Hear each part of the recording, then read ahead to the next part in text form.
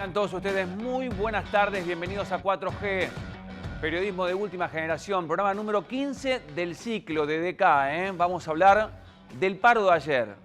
¿Este paro fue un éxito o fue un fracaso? Te lo presentan así, no hay término medio. ¿Fue un éxito porque no había gente en la calle, como dicen algunos?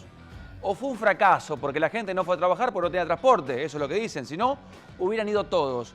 Está con nosotros Hugo Yasky y de eso vamos a hablar. ¿Qué le pareció el paro a él? Nos adherió, por supuesto, es el secretario general de la CTA. De él vamos a hablar del tema, aquí lo presentamos en un día muy especial con lo que ha dejado la jornada de ayer.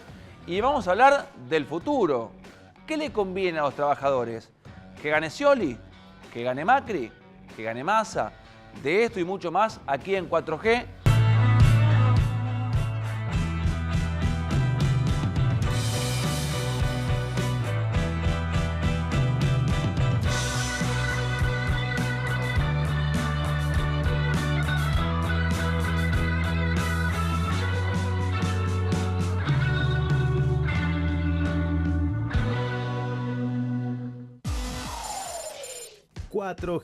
Datos del programa de hoy.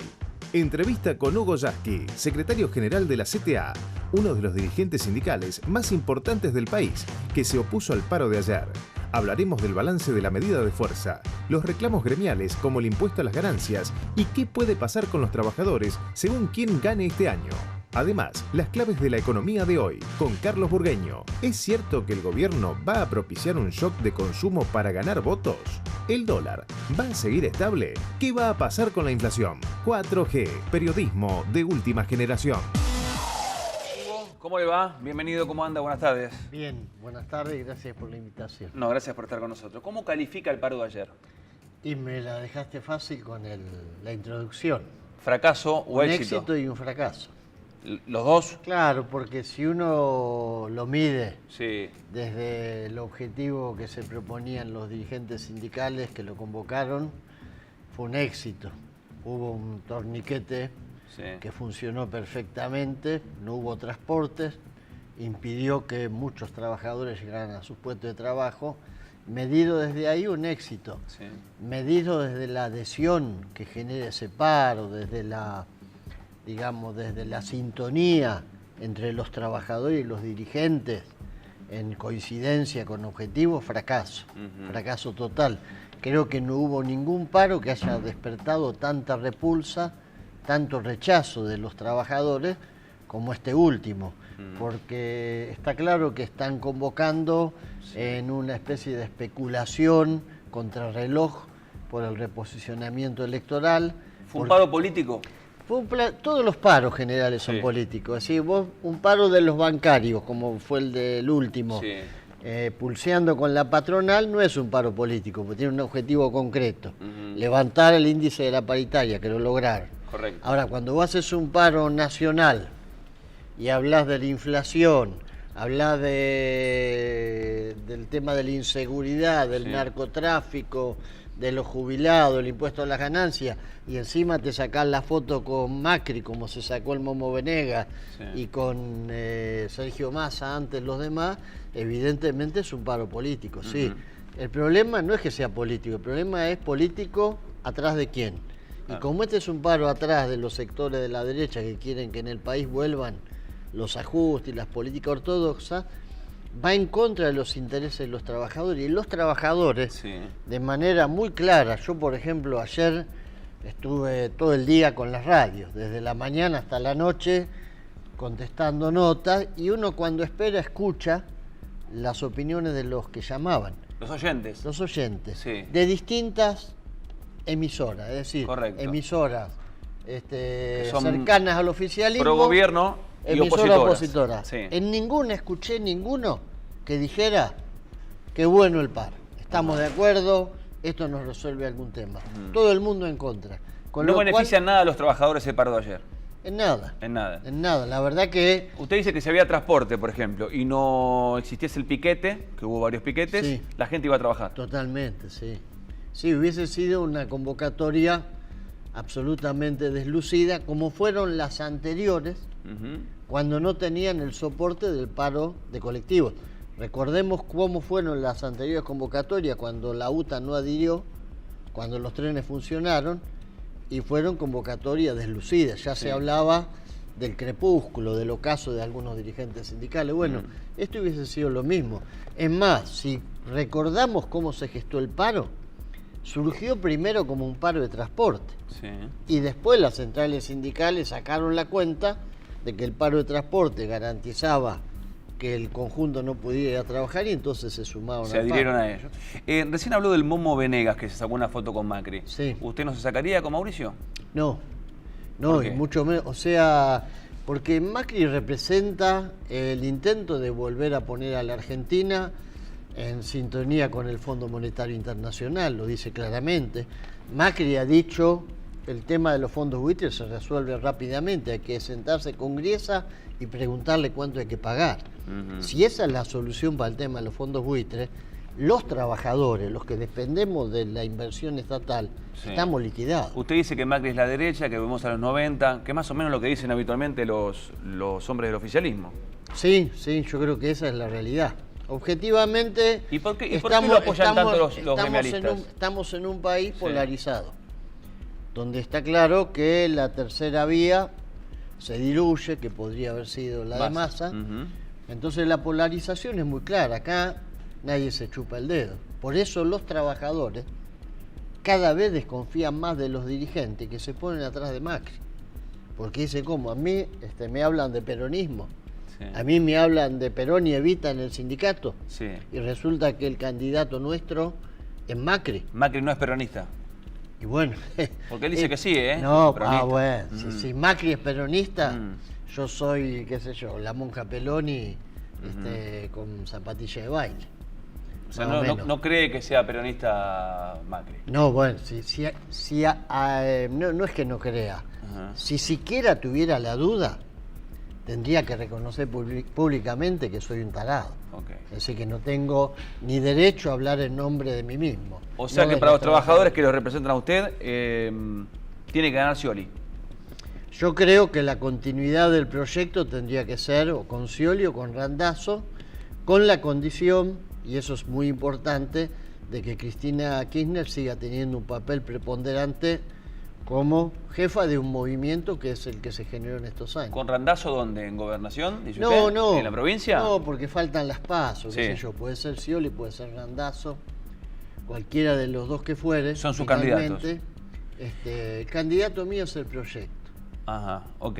El kirchnerismo, digamos. Kirchnerismo. Que siga Cristina mandando de algún lugar, digamos. Claro, no sé si en diputados, si en que alguna tengamos gobernación. la continuidad de estas políticas. Yo quiero seguir teniendo paritarias libres como tenemos. Quiero seguir teniendo la jubilación en manos del Estado. Quiero seguir teniendo creación de fuentes de trabajo. Quiero que no se le pague a los fondos buitres con plata de los trabajadores y del pueblo. No había otra manera de pagarle. Quiero que tengamos independencia del Fondo Monetario y quiero que los grupos empresarios a lo sumo tengan tanto poder como el que tenemos los trabajadores. No quiero que vuelvan a manejar el país porque nos llevaban a la ruina cada vez que lo hicieron. Hugo, ¿qué pasa cuando usted se encuentra con Barrio Nuevo, con Moyano, en algún acto o en algún lugar? ¿Habla? Vos sabés que no me encuentro. Últimamente no hay encuentro. Te hablo de años. Sí. Con Barrio Nuevo en realidad nunca me encontré. Nunca me encontré porque las veces que coincidimos con Moyano, Barrio Nuevo ya era antikirchnerista acérrimo y con Moyano bancábamos este proyecto. Claro. De manera que ahora ya no lo veo tampoco a Moyano. Sí. Hugo estaba del lado del kirchnerismo, acompañaba, ¿no? Acompañó durante un tiempo, sí. Sí. Escuche lo que decía Barrio Nuevo ayer, a ver si está de acuerdo. En la época de los militares hacíamos paro, huelga, lucha, se conversaba, se negociaba, pero con este gobierno no tuvimos ninguna posibilidad de ningún tipo de diálogo. Bueno, él dice que no hay diálogo con el kirchnerismo, con este gobierno, y que sí había en la época de los militares. Sí, claro. Yo creo que es muy importante esto que dijo Barrio Nuevo porque es una confesión, es una verdadera confesión de parte. A ver, ¿por qué? Y porque el principal dirigente que tuvo mi sindicato, Cetera, fue un maestro que era director de escuela en Tucumán, Isauro Arancibia. ¿Sabés cuánto tardaron los militares en acribillarlo a balazos? ¿Cuánto? 15 minutos. A los 15 minutos del golpe, entraron al sindicato a la noche lo acribillaron a balazos, a él y a su hermano. 15 minutos. Ujú. Ese fue el diálogo de Isauro Arancibia con los militares. 68 impactos de bala, creo. Sí. El 11 de febrero del 77, Oscar Smith, para poner ejemplo de otro dirigente, ya no de ¿Qué mi tipo de sindicato, diálogo había en ese momento? Luz y Claro. fuerza. Ujú. Conflicto para defender el convenio colectivo. Desaparecido, secuestrado, no se supo más de él. Es una víctima más de la dictadura. Es decir, no había ningún diálogo, a menos que uno fuese un colaboracionista, a menos que uno fuese parte de los dirigentes sindicales que los militares querían como... ¿Él colaboraba con los militares entonces? Él, claro, él formó parte de esa... a él lo posiciona en ese sindicato para que se quede a cargo de la obra social un coronel, o no sé quién era, un teniente coronel, Sí. un tipo que habían metido de interventor en gastronómico los militares. ¿Le convenía la, Él es parte la de dictadura eso. entonces?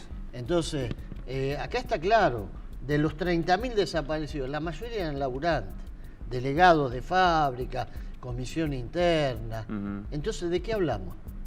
¿Qué le Cuando pasa a usted cuando decimos escucha eso, esto? ¿Qué le pasa a usted cuando escucha esto? Por un lado siento indignación, porque uno no puede dejar de sentirla.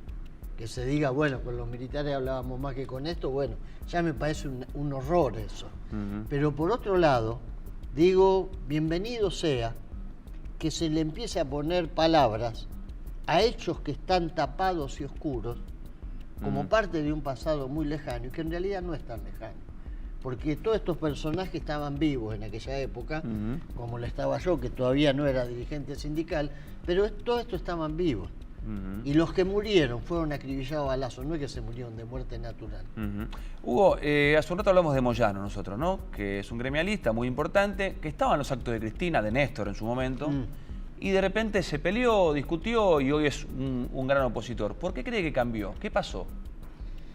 Yo creo que cuando uno antepone los intereses personales, las ambiciones personales, cuando uno piensa que uno en sí mismo como individuo es más importante que el proyecto. Yo me acuerdo siempre de aquel acto en la cancha de River, donde yo creo que Moyano ahí se fue convencido de que la idea de que él podía ser cabeza de esto no cuajaba. Me imagino que eso quizás se explique, y sobre todo cuando uno tiene convicciones un poco flacas, entonces hay momentos de crisis en los que a falta de convicciones empiezan a primar los intereses, y creo que Moyano en un momento entendió que este gobierno se iba a caer a pedazos, que íbamos a caminar sobre los escombros del gobierno kirchnerista. ¿Se corrió por eso, usted cree? Y que él iba a estar arriba de los escombros, no abajo. Ajá. ¿Hoy está bajo los escombros? No, hoy él está, yo creo que intentando un camino bastante extraviado, porque me imagino que el hecho de que se empiece a diluir lo que Massa hubiese podido significar para un sector del sindicalismo que apostaba a eso, lo deja en problema. El país es blanco-negro. O Macri con los radicales, volver al ajuste y a los 90, o seguir para adelante. Y en esa disyuntiva hay muchos dirigentes sindicales de los que ayer convocaron al paro, que quedaron con el paso cambiado.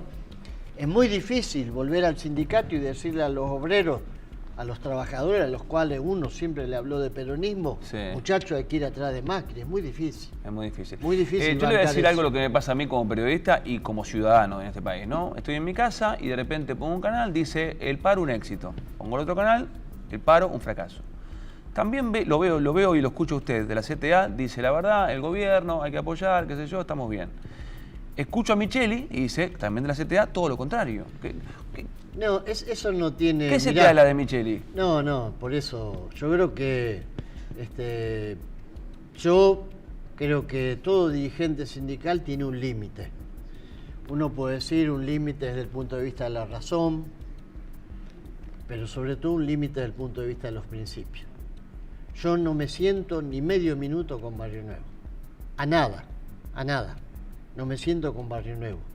Ya de ahí tengo una profunda diferencia, y no es cuestión de CTA A o CTA B, no. Es cuestión simplemente de ser leal a los intereses de los trabajadores. Y estar sentado con un personaje que dice que con los militares se dialogaba, es darle la espalda a los intereses de la clase trabajadora. En eso yo no puedo transigir. Después lo demás se discute todo. Micheli eligió avanzar por el camino de la oposición a este gobierno. Sí. Es válido. Ahora, uno tiene que apelar al pensamiento de la gente. Cuando nosotros convocábamos a los paros, no dependía el paro de que no hubiera colectivo. Hubo paros donde apenas paró, me acuerdo, en la época de los primeros paros a Menem, Sí. paraba el 30%. Sí. Y hacíamos una conferencia de prensa y estábamos felices, porque sentíamos que estábamos haciendo lo correcto. Yo ayer veía esa conferencia de prensa, las caras largas, la falta de vida que había ahí, la falta de mística, el silencio. No era la conferencia de prensa de dirigentes sindicales que sentían que habían hecho un paro exitoso. Sin embargo, decían que sí. O sea, usted dice que de la boca para afuera decían es exitoso el paro, pero el rostro, la imagen que demostraban era que había sido un fracaso. Eso lo vieron todos, claro. Yo fui lo primero que pensé. Yo me acordaba de las conferencias de prensa con Ubaldini, Sí. las conferencias de prensa de Llenaro después de un paro.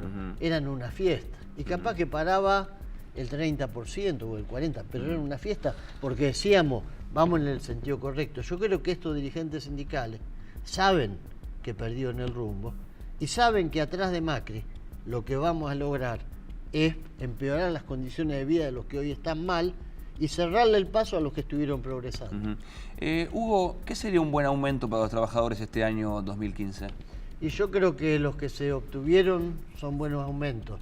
30%. 30%. 32, 33 hubo. Entre 30 y 33. Sí. Ese sería un buen aumento para los trabajadores. Sí, porque hay una razón. La inflación este año Sí. va a ser, en el peor de los casos, el 25%. Se desaceleró, digamos. Se este desaceleró año. y ya todo el mundo sabe, ahora después cuando venga el economista lo dirá, que en el peor de los casos vamos a tener 25% de inflación. Si vos obtuviste un 30, estás 5 puntos arriba. Correcto. Recuperaste 5 puntos de los que habíamos perdido Perdió el año pasado. El año pasado que nos quedamos cortos. El año pasado Sí. estuvimos en el 30 más o menos. Sí. La inflación llegó a un pico, en el año cerró en 35. Fue el peor año de los 12 años del Sí. kirchnerismo. Ahora, muchos opositores reclaman diálogo con la presidenta. Casi todos los que están en contra del gobierno. Yo me acuerdo que Mauricio Macri, siendo jefe de gobierno, no podía hablar de la policía y del subte con la presidenta. Y usted se me fue el caso extremo de Barrio Nuevo, pero tampoco Macri podía hablar con ella, ¿no? ¿Es difícil hablar con la presidenta? Yo creo que es un escenario de polarización extrema. Acá todo después se hace en las carmelitas descalzas. Yo invertiría la pregunta, ¿es fácil hablar con Macri? A mí, por ejemplo, yo nunca pude hablar con Macri. ¿Y quiso? ¿Lo intentó? Hubo problemas que hubiesen merituado, sí, eso. ¿Usted lo llamó y no lo atendió? La represión en el Borda, sí, claro. Sí. Sí, claro. ¿Y no lo La llamó? represión en el Borda. El tema de los talleres clandestinos en la capital federal. Creo que es difícil en un escenario de tanta polarización, porque vos fijate, me acuerdo siempre de la imagen de muchos periodistas que dicen queremos preguntar, los cartelitos. Sí, me acuerdo, sí. Después cuando... Quería una conferencia de prensa cuando no hablaba Cristina. Claro, Que después cuando empezó a dar cuando notas. Capitanich empezó a dar conferencia de prensa todos los días, Era aburrido. ya estaban hastiados. A las 2 semanas no mandaban ni a un mobilero a ver si estaba Capitanich. Se cansaron, no querían. O sea, hay mucho cartón pintado. Muchos hablan de diálogo y de democracia suiza y la verdad están en la tribuna como si fueran barra brava defendiendo cada uno lo suyo.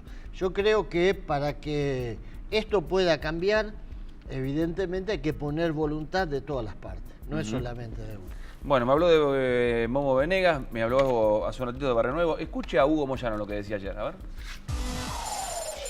Todos los trabajadores están viviendo una política que es perjudicial para el esfuerzo y sacrificio que hacen permanentemente. ¿Alguien puede decir que esto es una cuestión de política? Esta es una realidad que nadie le puede negar. La precariedad laboral. Usted dice entonces que Moyano expresaba satisfacción hacia afuera, como que había sido un éxito el paro, pero adentro decía, ¿qué fracaso fue esto? Yo creo que los dirigentes sindicales viven en la Argentina, escuchan las cosas que se dicen y cada uno sabe. Así como yo no te puedo venir y decir el paro fue un fracaso. Porque hubo gente en la calle, claro. No, el paro fue un éxito. Sí. Desde el punto de vista de que la gente no llegó al lugar de trabajo. Ahora, los dirigentes sindicales que lo convocaron, ¿saben? Las puteadas. Sí. Ahora dicen que va a haber más paros, que va a haber más. Ah, bueno, sí, puede ser. En eso, viste, es como... hay un refrán que dice que el hombre es el único animal que es capaz de tropezar 2 veces con la misma piedra. Sí, pueden seguir. Usted dice que no debería más, porque en octubre elegimos presidente, digamos. Pero además todo el mundo sabe que esto es una carrera contra el reloj en un momento electoral. ¿Alguien piensa que, qué sé yo, que el tema de la inflación, suponete que uno dijera, bueno, a ver, porque además pasan estas cosas, hacer un paro contra la inflación es hacer un paro contra la injusticia, es como una cosa muy general. ¿Y alguien piensa que en un año electoral el tema de la inflación, que bajó 10 puntos, va a bajar otros 10 puntos más porque haya 5 paros más? Se habló mucho de pobreza ayer, por lo que dijo Cristina y por lo que dijo Aníbal Fernández, la comparación con Alemania. Vamos con la presidenta, a ver.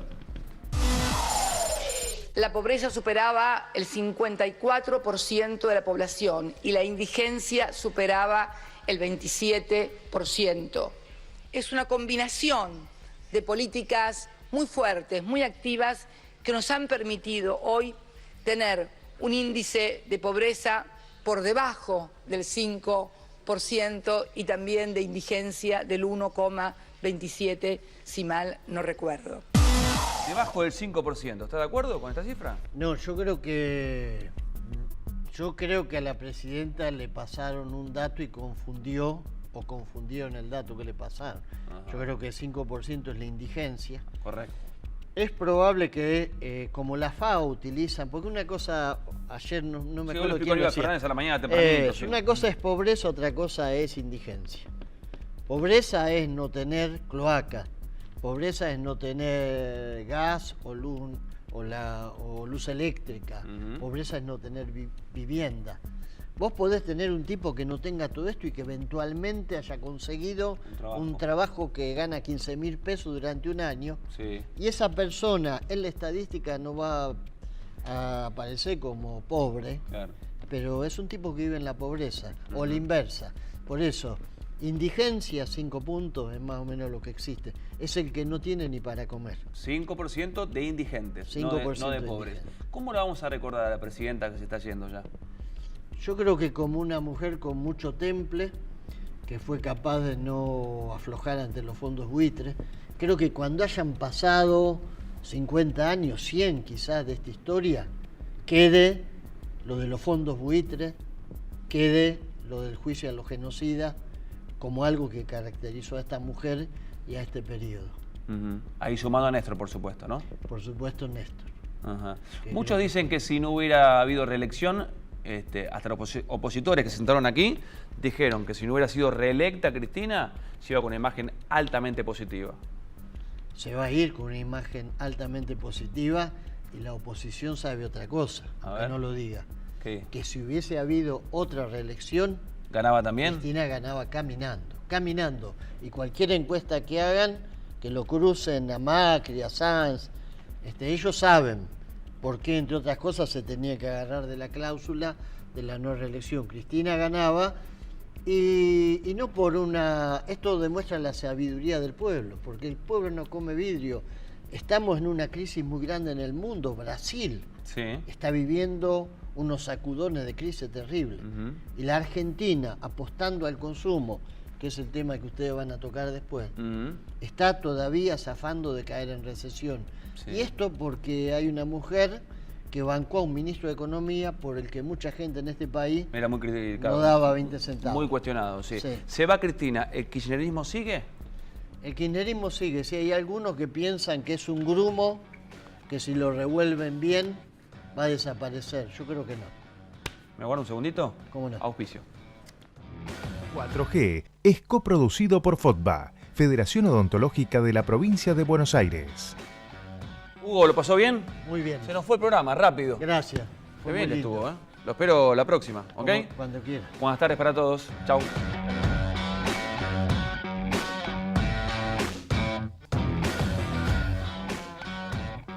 UMED, Universidad Metropolitana para la Educación y el Trabajo. Ya están llegando las nuevas estaciones automáticas de Ecobici, abiertas todo el año, las 24 horas del día y totalmente gratis. Encontrá más información en buenosaires.gov.ar/Ecobici. Buenos Aires Ciudad. En todo estás vos. ¿Quiénes deben vacunarse contra la gripe? Embarazadas, mamás antes de egresar de la maternidad, niños entre 6 y 24 meses, personas con enfermedades crónicas u obesidad, personal de salud y mayores de 65 años. Para ellos, la vacuna es gratuita en centros de salud y hospitales públicos de todo el país. Vacunate.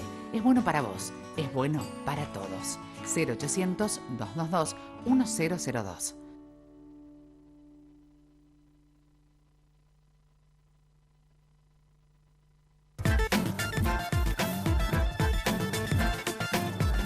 Tenemos una legislatura más participativa, más comprometida con la ciudad. Conocemos muy bien lo que necesitas. Esto es parte de lo que hicimos y queremos compartirlo con vos. Sí, con vos, porque vos sos la ciudad y la ciudad es parte de vos. En la legislatura trabajamos para que la ciudad, tu ciudad, sea la que soñás y la que soñamos todos. Vení, te invito a que la conozcas.